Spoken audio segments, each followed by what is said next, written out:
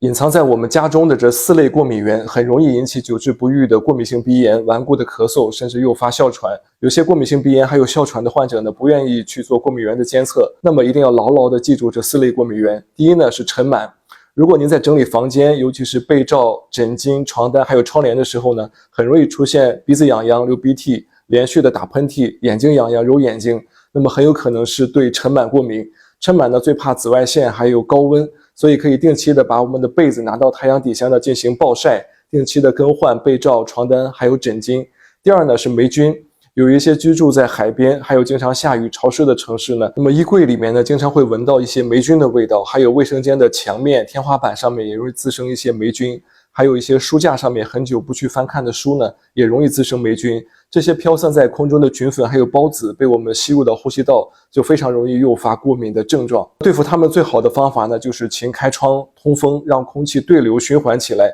来消散这些飘散在空中的菌粉还有孢子。第4呢就是宠物，比如说猫狗的皮屑还有毛发，所以我们要定期的给猫狗梳理毛发、洗澡，不要让它们养成上床上沙发的习惯。散落在地上的皮屑还有毛发呢，也要定期用吸尘器进行清理。第4类呢就是花粉，家中尽量不要养一些开花类的植物。